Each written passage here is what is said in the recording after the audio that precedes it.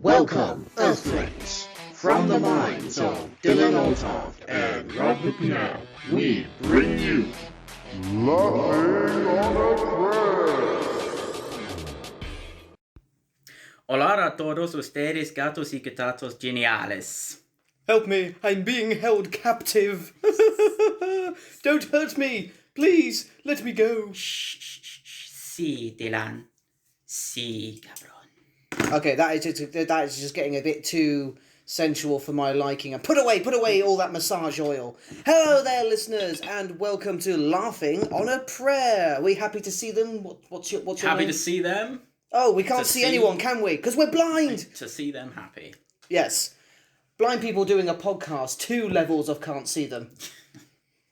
There we are. Oh, I always like to be less than a minute in before we've already offended someone. Yeah, we've insulted someone. We're doing well. Thing is, even if I do offend the blind, it's not like they'll ever see me and attack me. No, that's true. I'll just Unless you piss off Daredevil, in which case we're fucked. Yeah, I'll be in a bar one day, maybe just chatting along, and then a blind person recognises my voice, slowly turns around, and you see the opening piano things from that Dropkick Murphy song.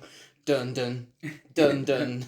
Yeah, he just hit. I know that prick's voice. Yes. At which point I quickly throw someone in front of me as he grabs them and bites their ear off, Mike Tyson style. To be fair, that's probably going to be me. Absolutely. Not that I wouldn't deserve it though. Welcome to our lovely, lovely podcast. As you all know, my name is Dylan Oltoft, and who the fuck are you? I'm no one. Yes, I just picked him up off the street. I murdered Rob and ate him. This is his best doppelganger I could find within a mile. Yeah. Pretty hard to do since he had to carve me up and fix my teeth for my dental records and remove my old skin and put it onto this new body. But the effort was there. I do apologise. I honestly thought I would be better with a chisel. Obviously not good at the sculptures and all that. So originally, the Venus de Milo did have arms, and then I got my hands on it. Yeah, exactly. And also, like, scalpels are dangerous, man. Like, you don't want to cut yourself or anything like that. You know what I mean? No, yes. Think of all the brisses that were mishandled. Yeah, good lord, it's a tragedy. Now, as you know, for any new listeners that we now have, me and Rob will do a little bit of banter. We like to have some fun and games as we're going through We'll have different segments, opinion pieces. We've got a couple new things we're going to be trying today. Yes, we do. But that will come later. That will come later. First thing we like to kick off our podcast with is, what do we like to start it with? Well, we like to ask each other 3 questions and have to answer them. And that's about it. This segment is called Time Question. Wah, wah, wah, wah, wah, wah. Yeah. Another running theme for any of our past listeners would know we have terrible names for all of our segments that we make up on the spot. Yeah, we've also got just terrible names in general. And everything we make up is on the spot and terrible. Yeah, exactly. 3 minutes in. Alright, Rob, you want to start us off with the first question, and I will do my best to answer. Start us off. Okay. What are your famous last words? Okay, how have I... Okay, I imagine this is because I'm about to die, You're right? about to die, you've got some famous last words. Set me the scene. Okay, it's all of my family is in the room. Okay, all the people I know and love and everything sort of thing. And I want to walk in through the room, take a big look around everyone and say, "Hey everyone, watch this." And I just drop dead. Okay. It's not like I blow my brains out or anything. I don't know. I have a heart attack on cue. So you're like, you feel your arm going a bit numb, and you're going, "Oh, today's the day." No, not even that. You know how some actors can cry on cue. I can die on cue. You can die on cue. I am that good an actor. I can die on cue. So I walk into the room and say, "Hey everyone, watch this." I can die on cue, but I can only do it once. Yes. Now watch closely. I'm not going to show you this twice. I can die. Yeah, that's what last words. Or at the very least, I gather all of my loved ones around. Say I'm really old and I've been really rich and successful in life.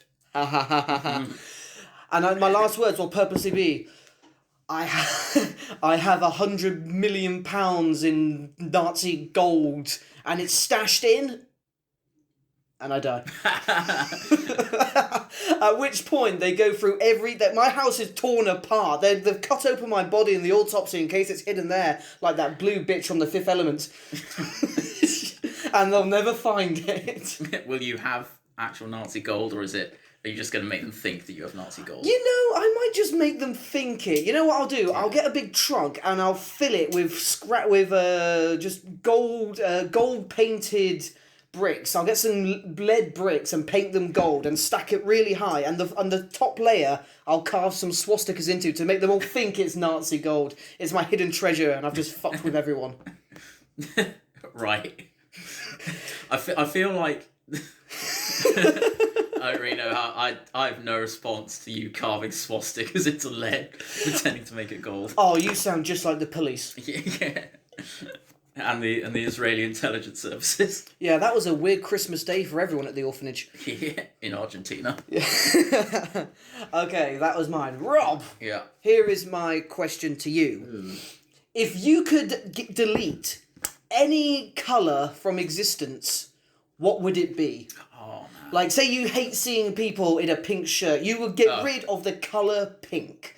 I mean, like, I'm literally talking you wiping out a fabric of light here. Yeah, okay. You are removing a colour from the universe. And the thing is, it's not going to be like Thanos in the Endgame where they won't know they had it. Everyone now knows it's gone. Oh, right. But then they wouldn't be able to, like, draw it again or make it again. Exactly. It no longer can exist. But that means that, like, what if it was, like, but then it...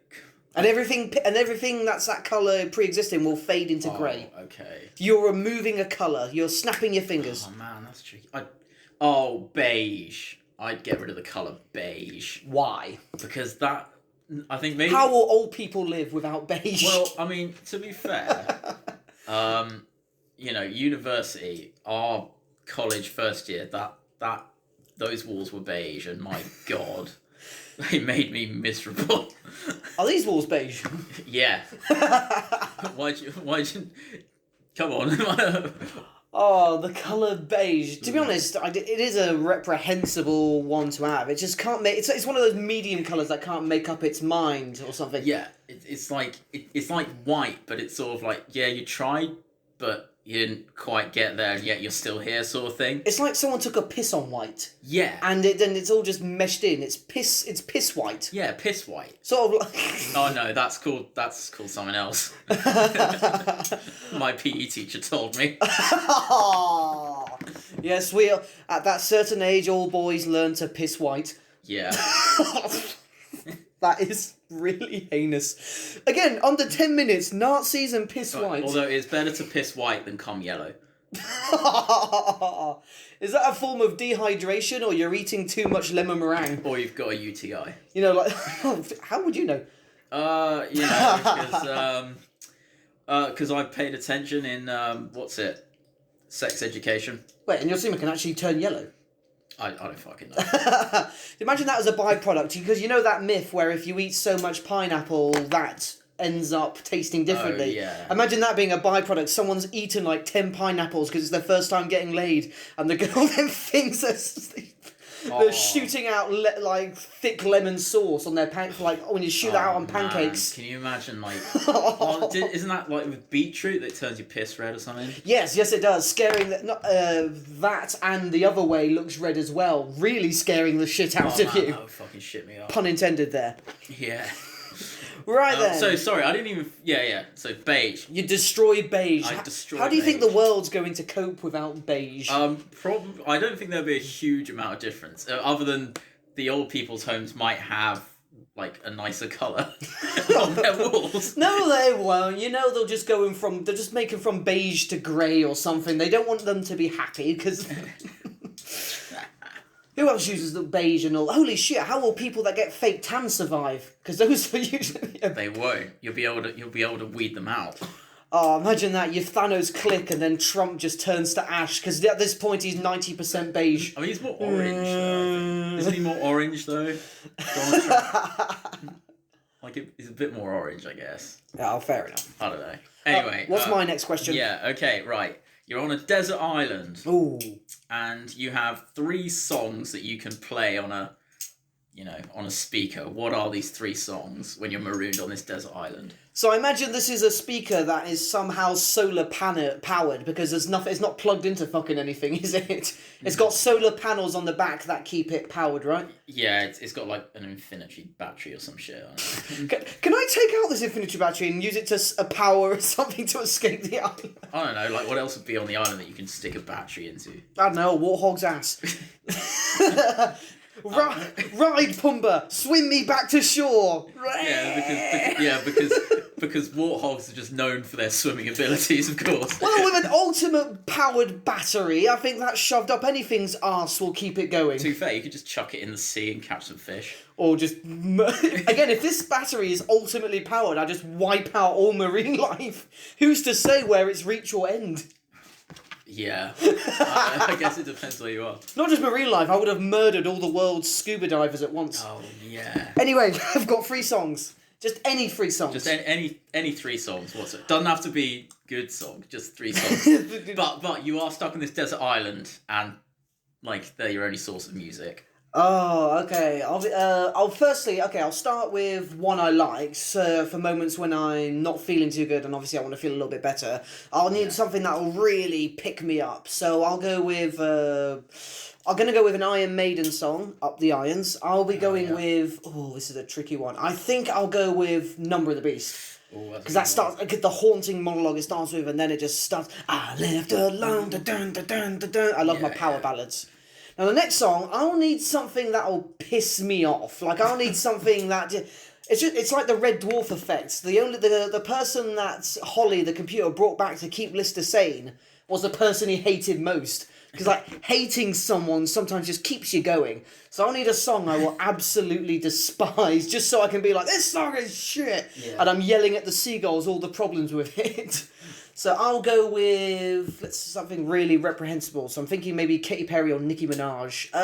Probably going to go with, I'll have Nicki Minaj, Anaconda. Yeah, Nicki Minaj's Anaconda. That way I can work on my twerking skills as well. I can hate it and learn to twerk. Because right now I'm terrible at twerking. I'm trying to swat a fly with my ass. And lastly, now this is one in case a lady floats on the island. Just in case, like, because if I ever need to set the mood and repopulate the island. So I'll need a song that Your fiance's in the next room, by the way. He says the next room. He means the subterranean basement where we keep all of our women. It's technically a room. Yes, exactly. All subterranean dungeons are rooms. Where's your missus? She's in the next room. Yeah. She sends her regards. Yeah. So in case I'm trapped on this island. I imagine after the first 9 years she's moved on, and I need to repopulate the island. Moving on. Okay. Sorry, so something to really set the mood, just in case, things are going well and I need to, go in for the kill. Yeah. Poor choice of words. Okay, so I think I'll go with obvious choice, Crazy Frog. Oh, okay, yeah, no, absolutely. When you said go for the kill, I was thinking, Cannibal Corpse, I Come Blood. The sequel can be what we were talking about earlier, Cannibal Corpse, I Come Piss. I Come Piss. But yes, obviously the most sexy and sensual song alive is, of course, Axel F. Crazy Frog. Yeah, absolutely. And those are the 3 songs. One to keep me going, one to piss me off, and one to get it on. Yeah. Okay.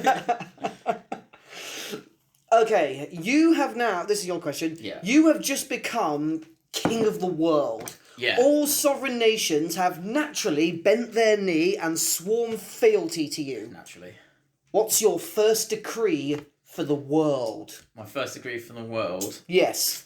You can literally now make any law, anything, and every single nation on the world obeys it. And I've only got one. No, you're a king. You can make a couple ones, but for the sake of the question, maybe do just a couple. Just do a couple. Okay, the first one would be... I'm going to lower the tax on alcohol. Second one, I'm going to make weed completely legal. All around the world. Yeah, all around the world. And fair enough. The third one is going to be... So now everyone can get weed and they can get cheap booze. Yeah. And then the third one is going to be... I should probably do a responsible one, I feel. I want to just point out, he's had 2 options for decrees and world peace has not been one of them yet. Oh, he hasn't banned war or violence, he just wants everyone to get high and pissed. Well, yeah, because if you're high... But the thing is, though, if you're high, right, if you smoke loads of weed, you never hear about someone, smoking loads of weed and, beating the crap out of their, wife, do you? The only thing getting, think about it, the only thing getting assaulted in that house is, the Doritos. There was that famous propaganda thing in America of a kid that killed his family with an axe shining style and blamed it on weed. When he was probably just fucked up. I mean, we all have bad trips. Yeah, but... we do, but it's like weed doesn't Yeah. weed doesn't make you like really ridiculously angry, I guess. Yeah, and alcohol, that's just a, that's a bunny drink. Oh man, I guess I would but it's a law, so it has to be like physically possible, right? Because like I could declare, war's illegal, but people are still going to go to war, right? Like, well, you just have to maybe enforce it, because again, you can now control everything. You control the economy, so money's no longer a problem. So you can just have like a fascist regime and keep everyone at home. World peace. World peace is a very subjective thing. As long as no one's fighting, it doesn't matter how they're living. And if you do not live peacefully and tolerantly, that's not a word. If you don't live peacefully, then I will enforce peace with more force. I'm starting a war for peace. Yeah, exactly. No fucking that's word for it. It's like the situation. Say you tell an AI robot make the world ideal for human life. The first thing it'll do is wipe out half of us because it's just the most mathematically thing. Like enslave all humans, then they won't fight each other. Yeah, that's true, man. I fucking know. I feel like I should pick something responsible, but I've also got like too many jokes. You know what? You're king of the world. You can stop any pain whenever you want. Fuck around for a bit. I would stop Disney from doing fucking live action remakes. Oh, you've declared war on Disney. That'll be a civil war on a world level. So rather than between, because you may be king of the world, but Disney is king of fucking happiness. I'd make it illegal to eat dogs then. Okay, why? These dogs are cute. What, even chihuahuas? I mean, it is a dog though, isn't it? That's probably but it's debatable. like certain people that it's like there's certain people that I hate. Like paedophiles, but they are like still like technically people, right? Well, that's the point. Maybe ban that. I'll ban paedophilia. Yeah, paedophilia is going to be illegal, guys. Yeah, wait. You can't do it anymore. Rob said so, and all the paedophiles go, and they all leave the school. Half you've banned that, and then suddenly half the world's population of teachers. Yeah, that would be my fucking thing. That would be my slogan. Being a pedo's illegal unless you want the blood eagle. The Viking thing. That's good. Okay, so that's Rob's king of the world.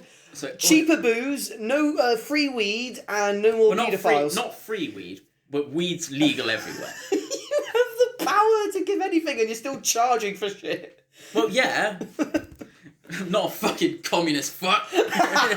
Goddamn commie bastard. You rule the world. The economy is your plaything. You can lower housing rates or anything you want. But here's the thing. No, the absolute power corrupts absolutely. So I can see within a half a second of being empowered, you've done no good for the world. Yeah, I think. I don't know, man. I reckon the weed thing was pretty good. Just get everyone stoned. Yeah, that way it'd be less. You know what's really annoying? That would almost work if everyone in the world. Yeah, you can. Yeah, okay. The tech industry would probably plummet. No one's welding while they're stoned, but no one's fighting, are they? Or if they are, it's like the fucking the Borat fat in the lobby. I mean, to be fair, I might just keep the balance. So it's like I'd make weed completely legal, but give everyone access to unregistered machine guns, and just to see what happens. Oh, come on. The amount of stoned people that'll pick up their loaded thing with no trigger discipline and just blow their head off. Yeah, but can you imagine looking at tracer fire when you're stoned? That must be funny as fuck. I saw an image on the Facebook earlier. There are Americans who are now attaching holsters to their face masks. I could not make that up if I wanted to. Americans have holsters on their face masks. That is somehow a quicker draw than on your side. Whip it out of your face. I'm trying to mime unholstering a thing that's on my face. No, they don't have a rifle across their face. Well, there's a pistol there. Yeah, just a little. Although to be fair, what if it's just a holster, right? Yeah. Someone's trying to attack you. You don't even need to unholster it. You just grab it, pull the trigger. It's already at head level. Well, that's another problem with tactical, man. With the idea of that. You'll just shoot yourself in the face eventually. Oh, yeah, and you're going to go deaf as well. Because... For sure. Yeah, it'd be right next to your ear. It'd be right next to your ear. It's going to burn your face. You're going to go deaf. Yeah, that's... I mean, that's the thing about America. no, that is not a good idea, but you have the right to do it, and that's okay. Well, I think that's always what Americans have misunderstood about the idea of freedom. There's a difference. That's the difference between freedom and anarchy. Anarchy is you have the freedom to do whatever you want. Freedom is you have the choice to do what you want, but you still have to act like a sane person. Gotta act responsible. Yeah, not be a dipshit. Right then, everyone, you and our American viewers are typing furiously. Oh, I think given your policies, the American Republicans are like keyboard warriors. That's why it's like, yeah, American. Yeah, good. You've heard it, guys. Vote Rob for King of the World. Yeah, exactly. I'll give you free weed and unregistered machine guns. And no paedophiles. And no paedophiles. And cheap booze. Yeah, exactly. Any booze you'd eliminate, like maybe schnapps or White Claw? No, White Claw is fucking delicious. The thing is, I keep all booze, and the reason is that like 15-year-olds, right? They gotta fucking scrimp what they can. So, you gotta think about you gotta think about the people that have like issue getting booze. So I wouldn't eliminate booze. So like fucking carling, like you're down to your last pennies. Yeah, it's fucking gross, but like you gotta do what you gotta do. Well, the petrol we would drink back in uni, Union Black, the cheapest cider we could find that people would pour on their cars to take off the enamel. Yeah, Union Black, 8.4%, 4 cans for £4. Back when I was a teenager, my mates would just... I mean, I didn't do that, Mum. My friends would drink from their parents', they drink from their drinks cabinet and then top it back off with water. Oh, vodka. Right anyway, then, what's my question? Yeah, your last question. Okay. You have been transported into a horror movie. Ooh. Which horror movie have you been transported into? Right, now, am I me in this horror film, or can I... Okay. No, you are you in this horror film, but you've been transported into the scenario of the horror film. I was about to say, so I'm now involved in the plot. Like, there's a chance I'll be put in danger. Yeah, so like you're in Texas being chased by...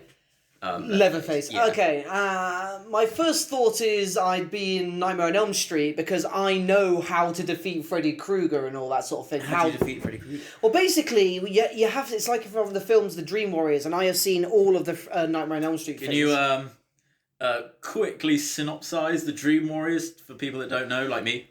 Basically, Dream Warriors, I believe, was either the 4th or the 5th entry into the franchise, and it takes place in a mental asylum of the last kids on Elm Street that survived. And they are taught how to, lucid dream. Lucid. Oh, right, yeah. They have lucid dreams, so basically they're aware of themselves in the dream, and because they know they're in a dream, they can create powers for themselves to fight off Freddy. Oh, really? It all fails miserably because Freddy is like a fucking dream demon, so he knows how to do this a lot better than they do. Wasn't he like a nonce, though, that got like killed by village people? Here's the thing, not the village people. It's something I've always despised, because the remake Nightmare on Elm Street, that was actually quite good, confirmed it that, he was a diddler. But in the original Nightmare on Elm Street, they hinted at it, but it never made sense to me, because in Freddy Krueger's past, they hinted at that kids were really mean to him and bullied him and all that sort of thing. So it makes sense he just killed them. Yeah, exactly. The school shooter theory. Yeah. He's not gonna you don't bugger what you hate. Well, yeah, okay. I mean, I don't do that either. Okay, so but then there was Freddy versus Jason, and Jason barely did well against him. So what fucking chance do I have? Okay, I guess I'm gonna go in a horror film where I guess I go with one where you don't die, you're just sort of tortured forever, like... Why? Shutter. I'll go in the world of Shutter, so I'll be haunted forever by the photographs of a demon that's constantly hanging on my neck and will forever scare the shit out of me. Okay.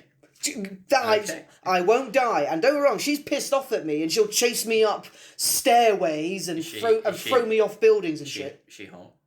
Kinda. Like out of 10? 8. 8, really? I'm a freak. Oh fuck yeah, I do that. Yeah, I would totally. I would have got it on with the nurses from Silent Hill. I won't lie. Oh yeah. Man. But can you imagine like if that was sort of realistic? Like you meet the nurses from Silent Hill, you start sort of getting a bit raunchy, and then it's like, take my temperature. It's like, sir, I'm gonna like either you've got to stop that or I'm gonna have you restrained. Fun fact: Silent Hill, one of the few films where Boromir didn't die. Lateral treasure as well. He didn't die in that. Oh, he was arrested in the end, so he still got screwed over.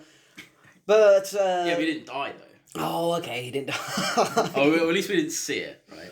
Right then, I have a final question for you, don't I? Yeah. All right then. You have been transported into the world of Game of Thrones, but you're there in season 1. Oh, okay.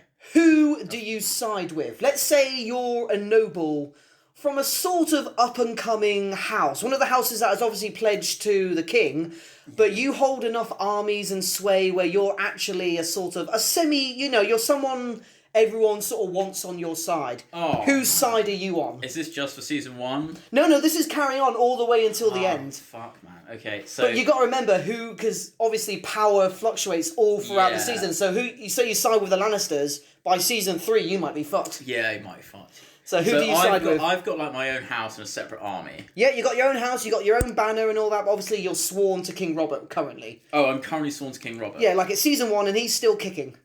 Oh. Well, but obviously, as you know, what's going to happen. Right, so... Okay, I'm trying to... Let's break this shit down. Okay, so... You could even go straight to Ramsay Bolton if you want to. I could go to old Ram Jam, and I fucking love old Ram Jam! Yeah, because he's like...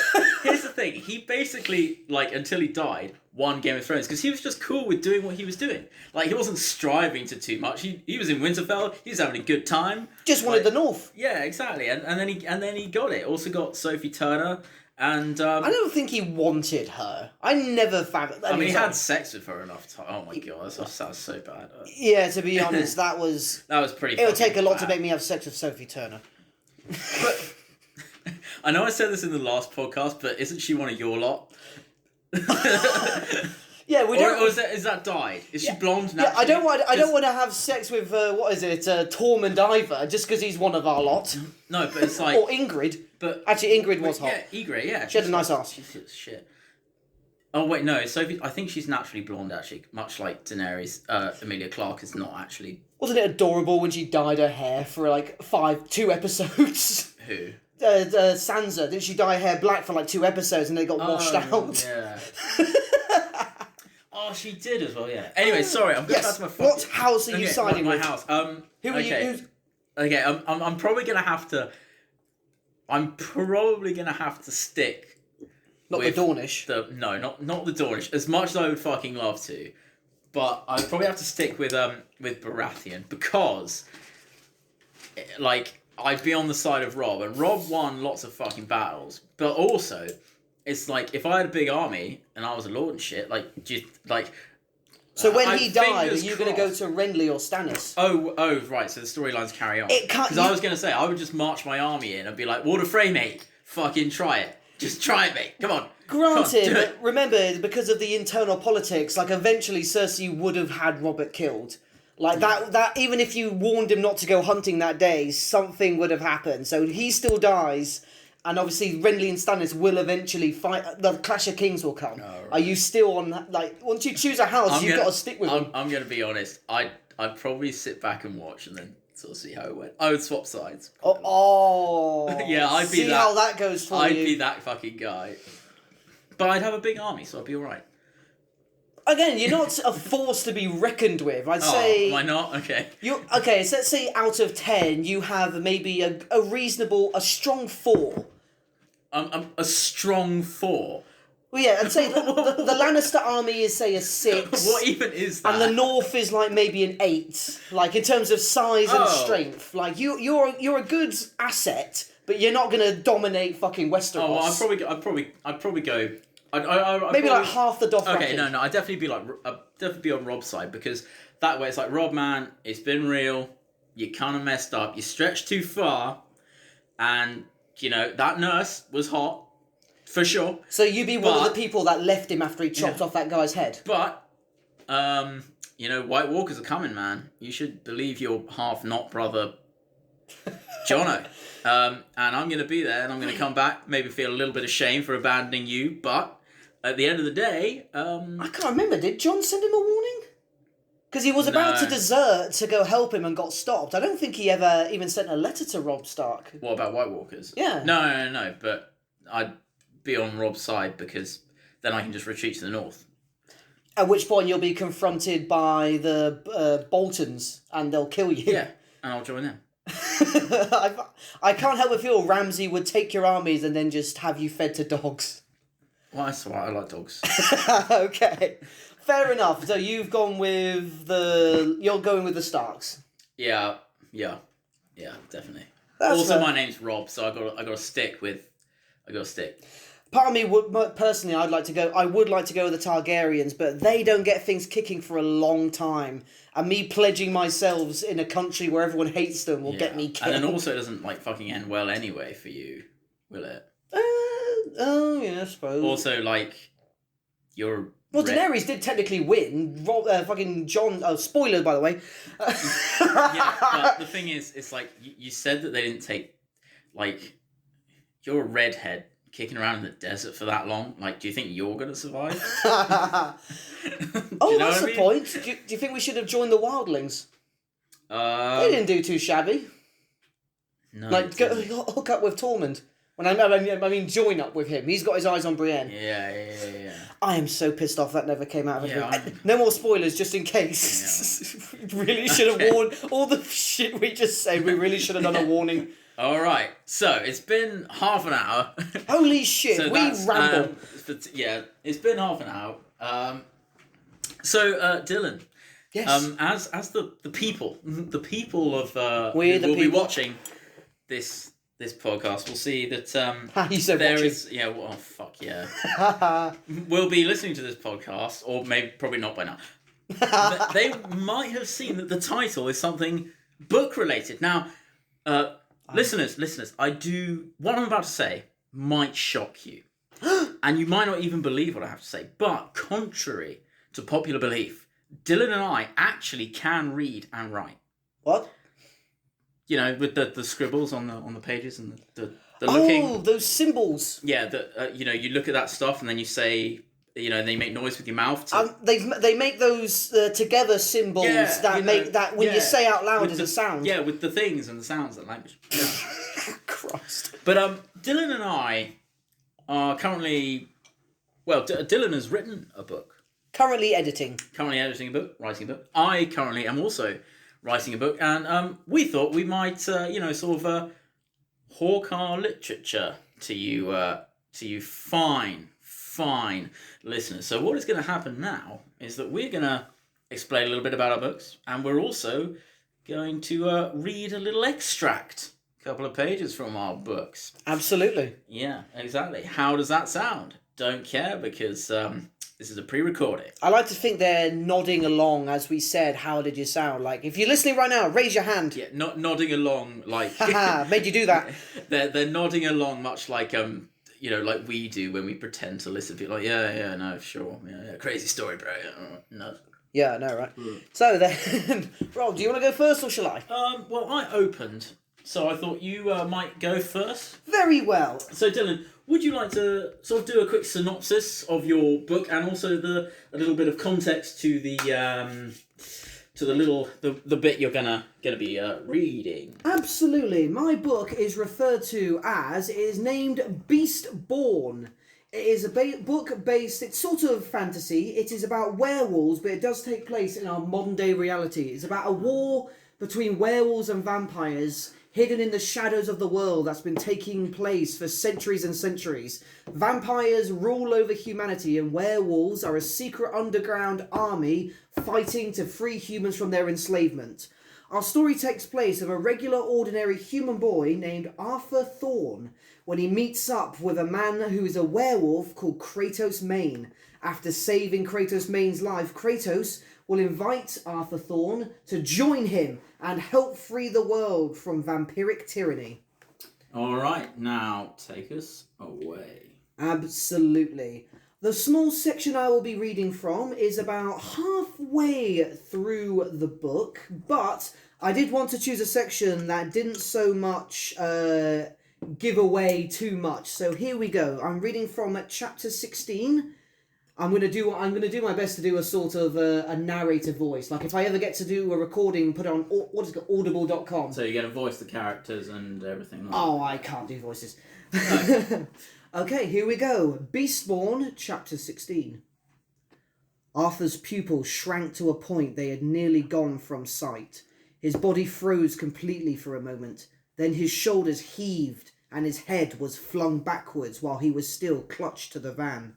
His body began to shake irreparably, as though he was suddenly possessed. "What the hell is going on?" the vampire woman cried in confusion. The driver soldier next to her shrugged, looking past Arthur while he drove so they didn't crash. His torso began to throb like a heat beat. His body size began to rise and fall slowly. His arms were expanding in size. His chest, his stomach, legs all growing larger, throbbing, immensely powerful. His body only took a few seconds before stopping its transformation. Arthur's body was now 3 times the size it was a mere second ago. His body armour had not had stretched with him. It had grown as though it was part of his own flesh. His muscles were rippling huge, definition as though it was carved into him. The woman had only time to frown as Arthur's hands flung back up straight, making her jump in her seat, the driver as well. His pupils were no longer shrunk, huge in size with bright colour around the black hole, a vibrant, piercing yellow. Staring at the two once more, an insane grin nearly splitting both sides of the face of his skin raced up both sides of his head. Mouth was now open, long razor-sharp rows of fangs shining out. Before either of them in the van could react, laughter bellowed out of his mouth. A dark, evil laughter as both his eyes were fixated on the vampire woman who was only looking back. Fear strangely beginning to work its way through her spine. Arthur leaned his body backwards once again, his head swinging back as far as he could, his body nearly completely back on his back as he leaned. "What the hell is he doing?" the woman asked. Again the driver could only shrug. Just like before, Arthur shot himself upwards, but this time he didn't simply stop when he was right up straight. With a monumental heave, he threw his body forward and power charged his forehead straight into the glass of the windscreen, breaking it inward without a second of strain or struggle, his hysterical laughter ringing out over the surprised screams of the driver and the woman. Shards of glass flew into the front seats of the van straight at the pair. The hair-thin pieces of glass plummeted straight into the soft, smooth, pale flesh of the woman deeply, causing her hands to fling to her face as she screamed in horror and pain. Despite his thick armoured face mask, the driver was also subjected to the glass shooting into his face. The man bellowed in pain and shot the wheel of the van to the far left in a panic. The van flew into as Arthur's grinning, sadistic smile turned into a harbouring laughter as the driver and the woman continued to scream as the shards of the windscreen nestled within their faces. Arthur looked at each of them and settled his gaze on the woman, feeling his eyes burning through her hands. She took a moment out of her pain and lowered her hands to look at him, blood dripping down from the cracks around the wounds of the glass, her face cut to ribbons. The two had a brief moment before the van crashed through the metal railing of the bridge they were driving across. Time slowed, as Arthur had been told, the slow motion between the two as Arthur whispered words to her with a dark, twisted grin before the van smashed into the brick of the nearest building. "If I ever see you again, I won't just kill you. I will eat you whole." The woman had only a moment for her eyes to widen in shock as the van smashed into the wall of the building. Arthur had only the propulsion of the crashing, sending the rest of his body into the van as the entire thing became scrap against the brick. Before, there was only blackness in Arthur's eyes. He fell unconscious to the sound of his own hysterical laughter. Then, darkness. Okay. That was a small segment of Beastborn. Ah, how wonderful. So, what was it that sort of intrigued you to write something such as this? Well, I've always been a fan of werewolves and vampires. Like, I watched a lot of literature and films like that growing up. As films like Salem's Lot, Dog Soldiers, even Van Helsing. I loved media of vampires and werewolves as I was growing up. But I always felt, even with the Underworld franchise, I hadn't seen many books or media where the werewolves were depicted as the good guys. Like, often, even in the Twilight series, which I'm unfortunately aware of, you often saw it from the vampire perspective, and vampires were built up as really cool. And like I said, even in the Underworld franchise, the werewolves were always seen as something next to the vampires. Yeah. And I wanted to create something on the other side of that fence, really. All right. Because I thought there was a lot more potential on the idea of that. Yeah, all right. Good stuff. Yes. Okay. For those that enjoyed that segment, hopefully when I finish editing the book, I will release it on Amazon as an e-book, and I will be doing lots and lots of promo for that. Hope you enjoyed that small segment. But now, Rob, what is it you are going to be reading? Well, I'm going to be reading an extract from my book, which is going to be called Silo. Ooh. Now, for those of you who don't know, Silo is German for sea lion. And sea lion was an operation that never actually took place. Ooh. The operation was the invasion of the United Kingdom. Now, there might be some historical people, that history buffs, that might be listening in on this. And yes, I'm very much aware that Sea Lion, even if it was to take place, would have been doomed to fail. No one wanted to do it, not even Hitler himself wanted to do it. However, I am a firm believer in never letting the truth getting in the way of a good yarn. So I've decided to write this alternative history story about what might have happened and what it might have been like for certain people to experience an invasion in the 1940s by the Nazis. Now, the way I've written this book is from the perspective of a number of characters, and currently this character is one of my favourites. Her name is Sally Brown. She starts off the war wanting to be a nurse, and she does become a nurse, and the German invasion comes, and she lies about her age, at just the age of 16, and she nurses and works during one of the major battles, which is called the Battle of the Garden.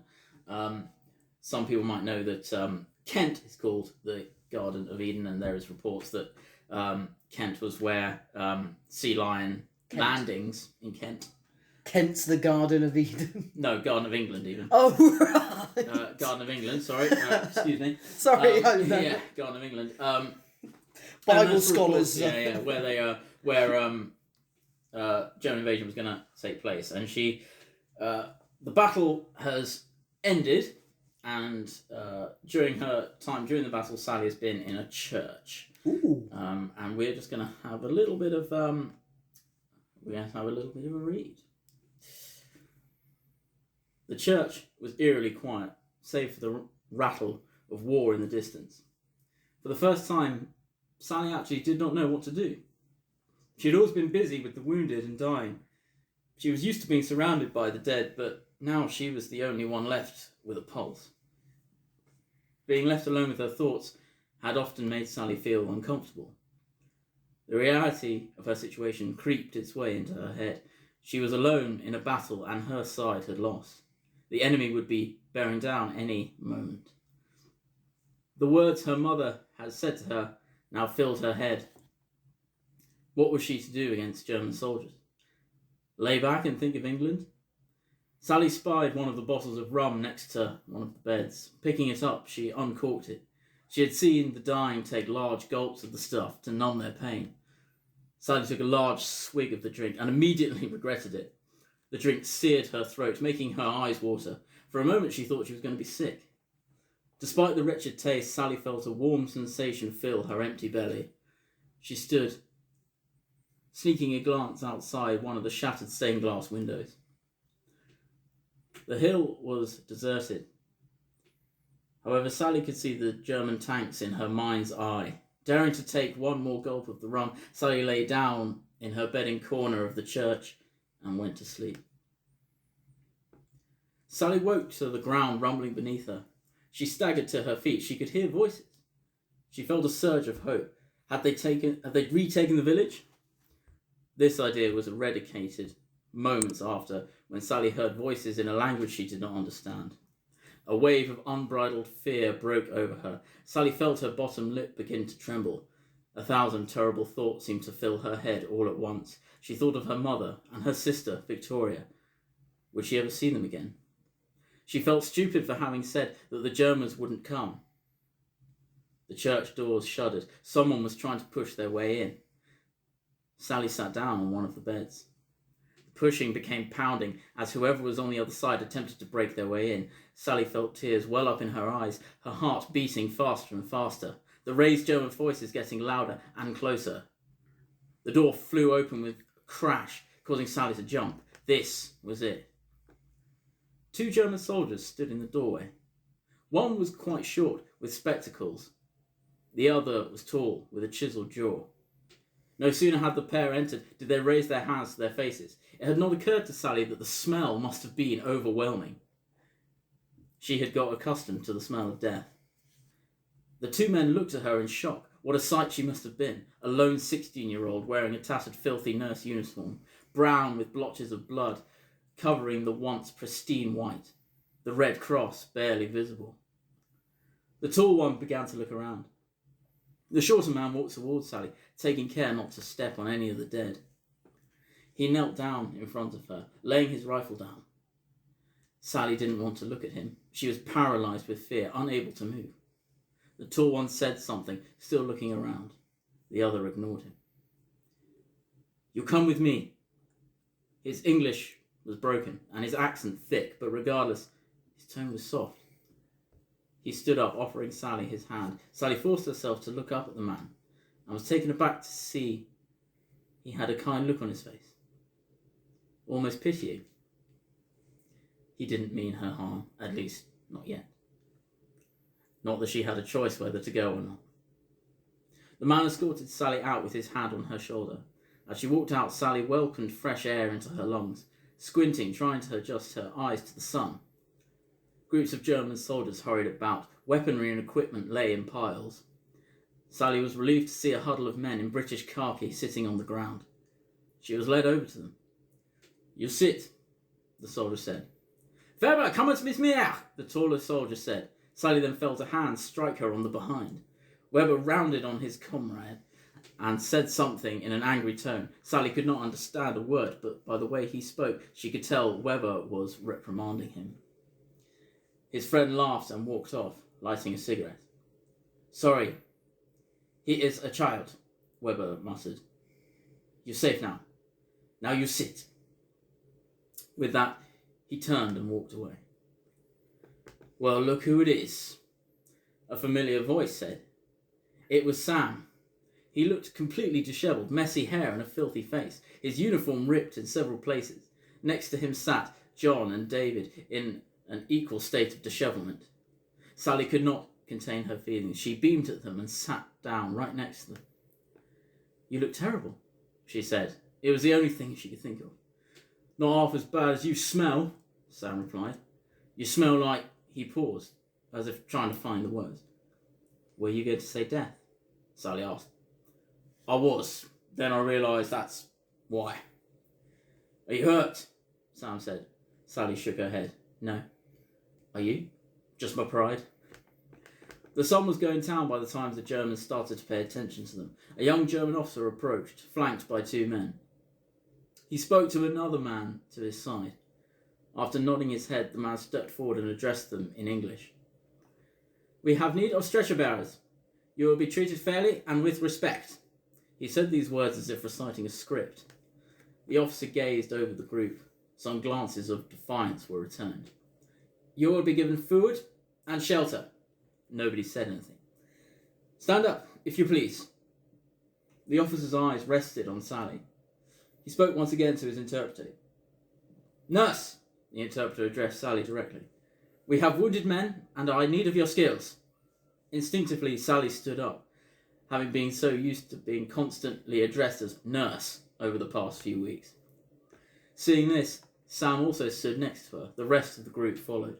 The officer nodded and turned on the spot. Like sheep following a shepherd, they were led to a pile of stretchers and shovels. Sally noticed the dry blood stains covering them as she hoisted one onto her aching shoulders. Before making their way up the hill, Sally's paralysing fear had seemed to have subsided. She reminded herself that these were the enemy who, not long ago, had been killing and maiming, ruining the lives of her people. She thought she would be feeling hatred, but couldn't bring herself to manifest those feelings. She was just glad to be alive with her honour intact. Her first contact with the Germans in her life had left Sally more confused than ever.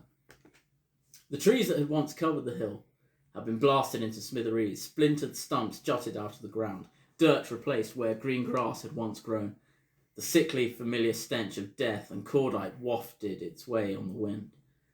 As they climbed further, the hill became even more barren. Bodies began to appear, flies swarming around in the summer heat, remains of eradicated defensive positions barely visible.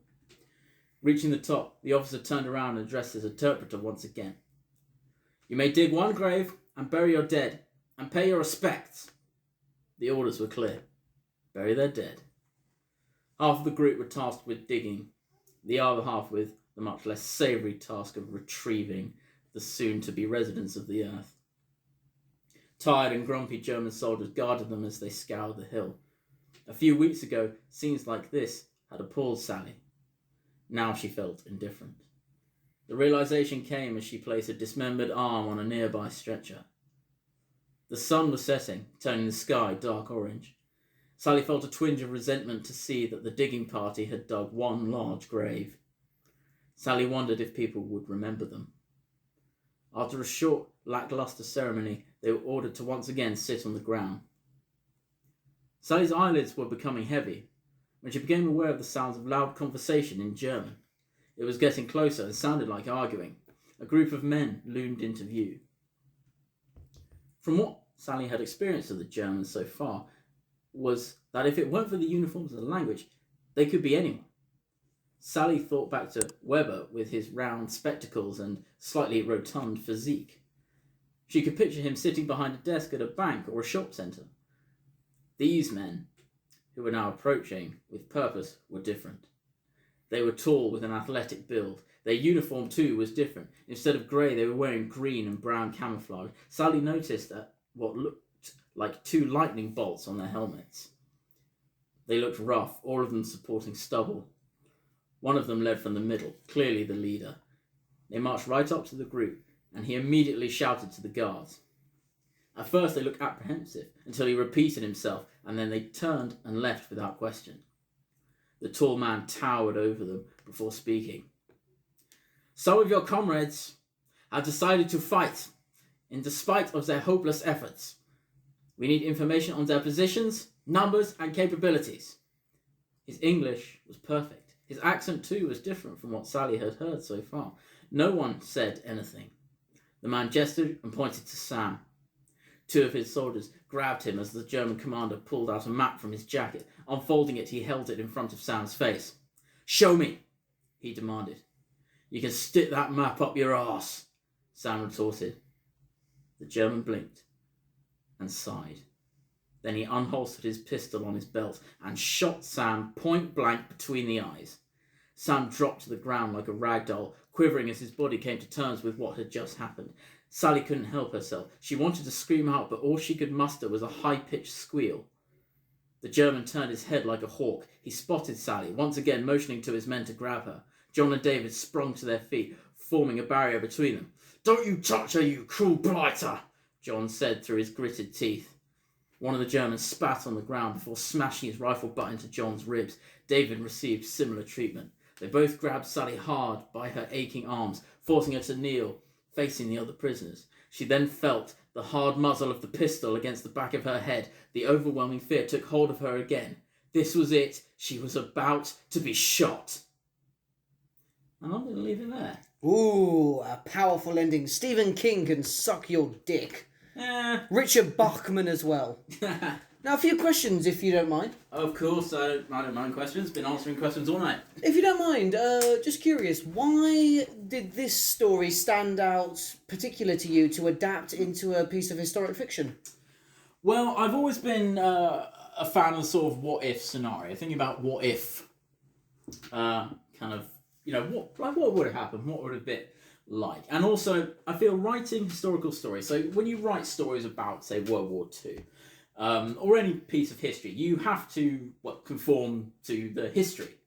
There are barriers to work with it. Yes, exactly. Whereas with alternative history, you can kind of do whatever you want, and I kind of like doing whatever I want. Now, obviously, I said before, history buffs will know that Sea Lion or CeeLo was a completely... it was not something that anyone wanted to do, nor was it practical to do. However, I've changed sort of bits of history to maybe make it like a little bit plausible and, something to... something to maybe sort of think about. Interesting. Did any particular piece of media or literature inspire it, like Inglourious Bastards or 1984 or anything? Yes. There is a book by Robert Harris that I read when I was sort of about 15, 16, called Fatherland. Some people might have heard or even read that book. Fatherland, which is based on... Which refers to the German country, doesn't it? Yeah, Fatherland, the Fatherland, which is based... in a time after the Second World War, and it's based in this time where Germany won the war. And I was reading this thing. I was like, what would have happened if they'd actually won? I was like, that's kind of a cool. Well, not a cool idea. It's interesting. Sadly, there are a lot of people that would agree with that statement. It wouldn't have been great if they had won. Yeah, I was like, that's an interesting idea. And then I thought, well... That's sort of what V for Vendetta was, wasn't it? Also V for Vendetta. I was like, okay. And then I thought, well, what would have been like the actual events during the 1940s? And then I started coming up with these characters like Sally. She's one of them. There are multiple other characters and the stories are told from their point of view. So, for instance, spoiler alert, the guy who, the SS guy, for those of you who know history, the guy with the lightning bolts, he's a character as well. There are other characters, Sam and John and David. Yeah, it might seem they're a bit sort of rammed in there, but they are also characters. So, yeah, it's kind of been a project I've been working on for a couple of years now. How close are you to finishing? Really not very close at all. Right. How big of a book is this? It's going to be big. It's basically going to be a load of short novels that are going to be spliced into one story. Rob's very own Lord of the Rings. Did it start with a Nazi in a hole? Well, not anymore. Thanks, Dylan. Someone needs to make a fascist Lord of the Rings. In the heart of the Reichstag. Mordor is... No, the other way around. Mordor are the Allies, and Frodo's a Nazi, bringing the one tool to defeat Winston Churchill. Oh, Jesus Christ. Also, if anyone ever gets the chance to watch Jack Boots on Whitehall, watch that film. It is hilarious. Or I'll put my Jack Boots on your Whitehall. Yeah. All right, Rob. Now, wow, we are nearly already at an hour. Oh my God, we just get lost in each other's voices. Oh yeah. Well, I think we have time to at least try a couple of our newest little bits. Yeah, let's start. Let's do this. Now, this is a new little thing I came up with. Gave it to Rob a few days ago. Still have no idea for a name for it. So for now, I'm going to call it 180 Arguments. Basically, I'm going to propose an insane statement, and at random, Rob would have to defend it, or I would have to defend it, and the other person takes the controversial point. So, for example, our first point is the Queen should have a mohawk. Rob, defend this idea. All right. Well, the Queen should have a mohawk. And the reason why the Queen should have a mohawk is because yes, people need to accept change. It's just the way it's just the way society and the human race works. We have to change, and sometimes change can be scary. To some people, the Queen having a mohawk might seem like it's quite odd and quite terrifying. However, sometimes you've got to roll the dice. And the Queen having a mohawk will do many things. First of all, it will be worldwide news coverage. And obviously that's good publicity. Increased tourism. Publicity is bad publicity. Yeah, exactly. It will definitely see the Queen in a mohawk. Yeah, exactly. No, exactly. Right. Second, and this is basically undeniable, is the fact that a mohawk is a sign of bravery. It's a pretty brave haircut to have. And I feel like the British Empire has been a little lackluster of late. In its non-existence. Yeah, exactly. So the Queen has got to have a mohawk. Your counter argument, sir. The counter argument is basically because if the Queen has a mohawk, where does it end? Are we going to see Philip with frosted tips next? Is Prince Harry going to have himself a soul patch? The Queen having a mohawk represents our entire way of life devolving into gel. Our entire economy is going to revolve around gel, which the Queen will use to create a mohawk. Factories will be made. Children will be made to work for them. Dogs and cats living in harmony. Mass hysteria. Yeah, well, here's the thing. You said it. You just said it yourself that children would be made to work. Well, that's got employment on the wrong, right? You would have done good in the also, 1800s. You talk about Philip having frosted tips like that's a bad thing. I don't explain this to me. Why is Philip having frosted tips a bad thing? Because if he trips over, he might land on one of the corgis, and when he lifts his head up, they're stuck on him with their little legs wiggling in the air, screeching for help. Hey, Lizzie, look at my new hat. Well, yeah, but you say that like it's a bad thing. Because it also, would him having frosted tips even be noticeable?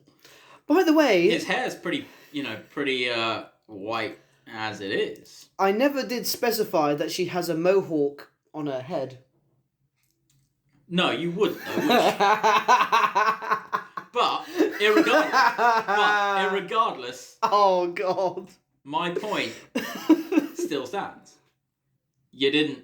I mean, you sort of specified that Philip might have had frosted tips on his head. Where does it end? All of the royal family... I don't know. It depends how long it depends how long his frosted tips are. What's the most insane haircut? Because it'll start with the Queen with a mohawk and it'll devolve, it'll get worse. William's bald. Who's not bald? I want to see Kate Middleton with a mullet.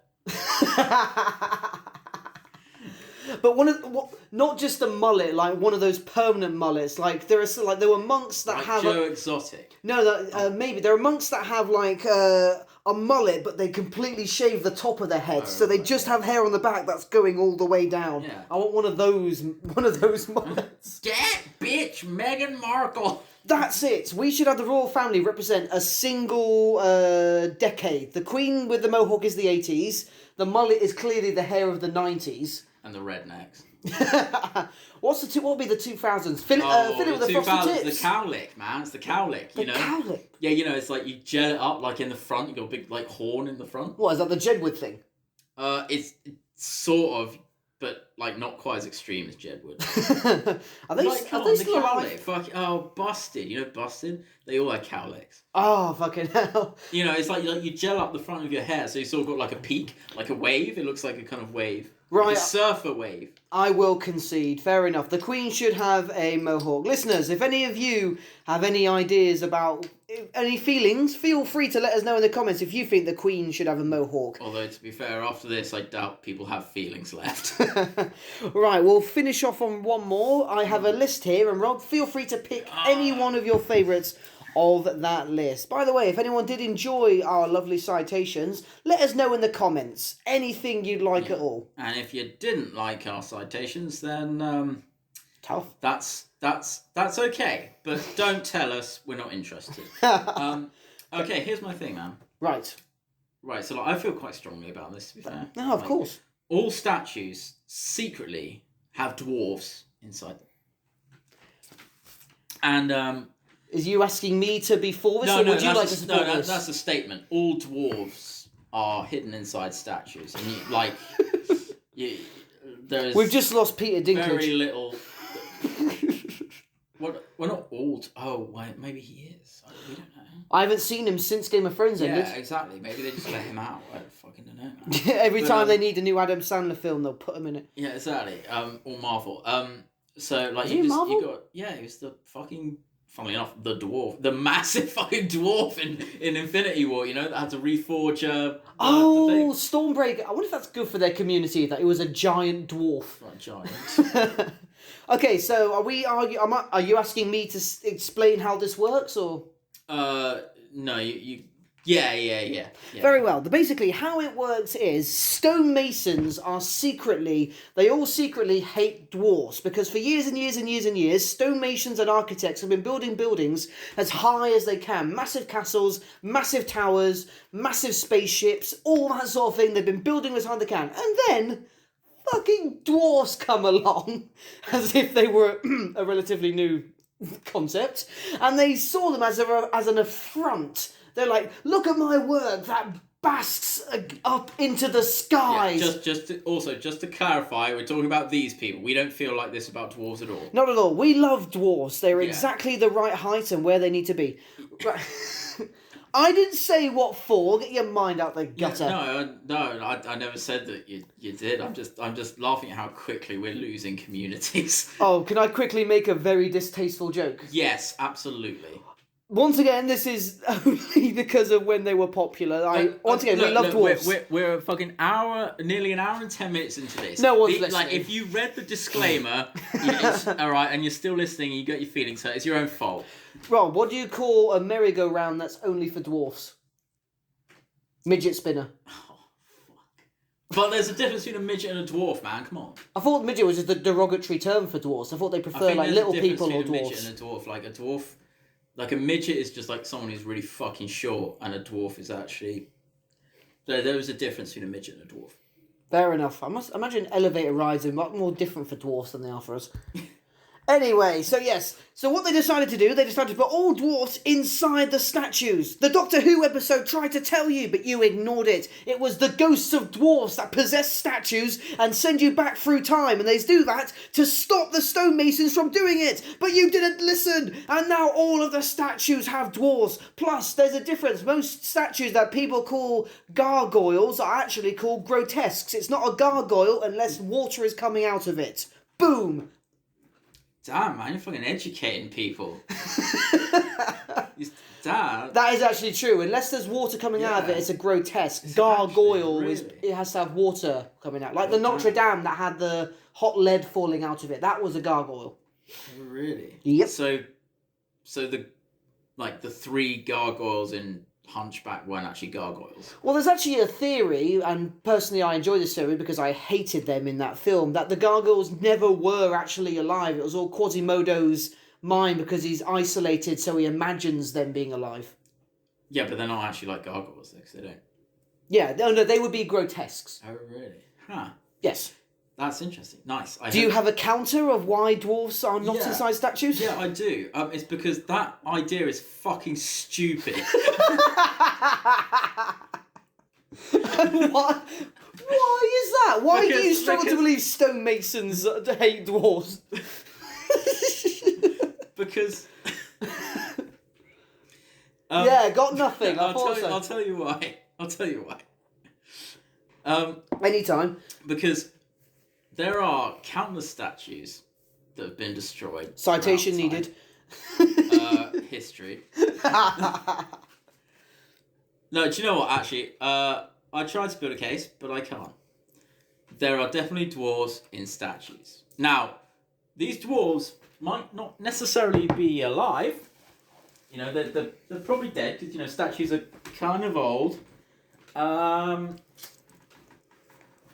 And so, I fully believe that there are most definitely dwarves in statues. And, you know, guys, I won. Here's the thing, guys. Now, you know, I don't want to, you know, touch on too many, you know, current events and stuff, but if you defile a statue, you're kind of defiling a dwarf. Oh, I know exactly what you just referenced.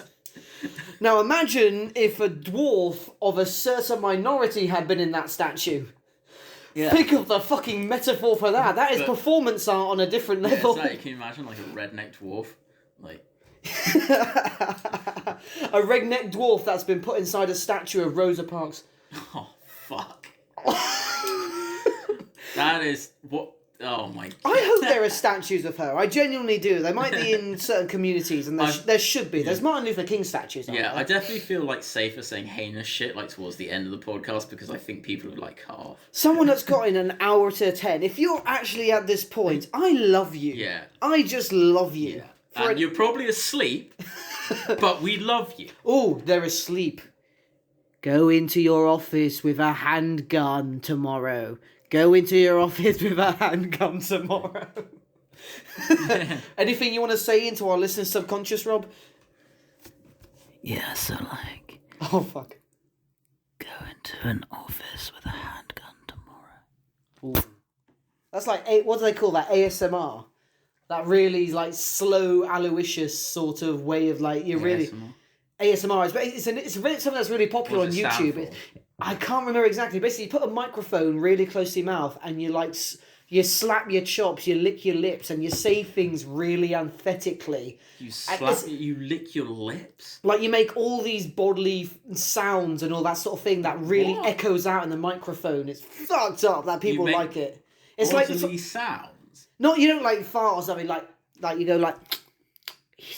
Hello there, guys, and welcome to the... Like, you really just get really sort of weird and all that. That's how that sounded. That does sound... What, people like... People do listen to it. They listen... Why? There are entire ASMR podcasts. People just weirdly find that sound pleasing. It's like, I don't know, there's sort of people that can't be in a room unless there's 50 pairs of underwear in there or something like that. Well, I guess we found out the subject for our next podcast. We're going to do ASMR while we're eating soup naked. They don't. We're not going to do They can't that. see us. Yeah. Who said it was for them? Man's got to do what man's got to do, you know what I mean? Right then, it's time for us to bring to an end, guys. Once again, if you have any suggestions, we have loads of questions here, but any questions or insane theories you'd like us to argue for or against, post them down in the comments. Rob, any closing words for our listeners? Yeah, so like the last 2 times I've told them to fuck off, I feel that's like a little bit aggressive. So from Dylan and from myself, I'm just going to say have a good night and stay sweet. And you've been watching Laughing